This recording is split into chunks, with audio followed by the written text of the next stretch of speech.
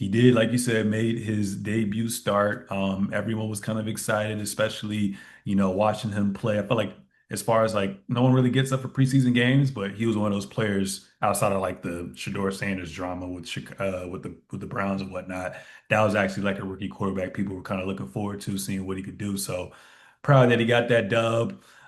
He had two total touchdowns. He threw one touchdown, a rush for one touchdown, 13 to 20 for 111 yards, and had 54 rushing yards as well too. And I was looking up some stats that said Dart became the first rookie quarterback to beat a team that was 3-0.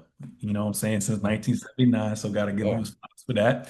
And he also joined Derek Carr and Russell Wilson as the irony, Russell Wilson, right? As the right. only rookie quarterbacks to defeat Coach Jim Harbaugh in the NFL career. So yeah, like you said last week, the Giants had to do something, right? You have to do something for that franchise who outside those two, good years or Cinderella years, if you want to call it, with that stout defense with Eli Manning. I don't watch stuff. I'm gonna say watch stuff. They haven't really been consistent. So hopefully this is gonna be a trend in the right direction as well, too. But like I said, one of the reasons I feel like they won that game was just because they didn't necessarily have enough tape on them as well, too. You know what I'm saying? I mean, obviously they released it, I think, a day or two after their last game that they're gonna game plan. I mean that they were gonna start. So I don't know how much the game plan changed for the Chargers as well, too. But I feel like for Dart, only I mean, getting drafted and going through OTAs and then going through training camp preseason to kind of get thrown in there. I think he did well, and I think they put in a solid game plan for him as well too. Like if you look back at a lot of his throws or just their offense in general, it was really a lot of dink and dunk. They were playing very conservative. They were very run heavy. They had a balanced attack. It was more so yards after the catch as well too. So I have high hopes for him, and I want to see where he progresses week by week as well too.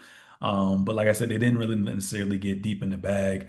You didn't really see any deep targets with him as well too, and it was kind of hard to judge his pocket presence because he would just take off and go like it was college football. So I just want to see like once he gets to play higher caliber defense, which the Chargers were kind of known for, I want to see like how that O line is going to hold up, and if it doesn't hold up, how is he going to maneuver? But um, I'm high on him, man. Like you said, New York need to see something. He got some swag, so I hope everything is good with him. You know what I'm saying?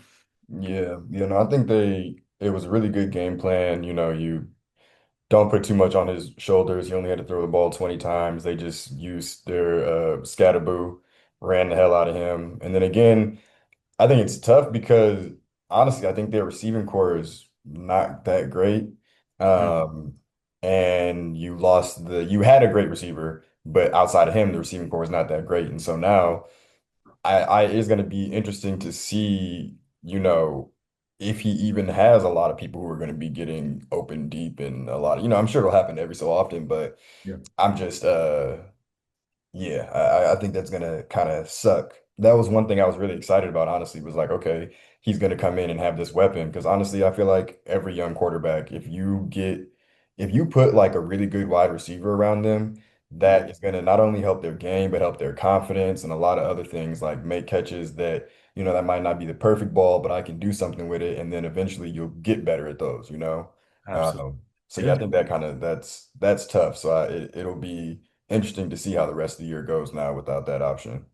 Oh, absolutely. And speedy recovery, and prayers up to Malik Neighbors as well too. You say towards ACL? Yeah.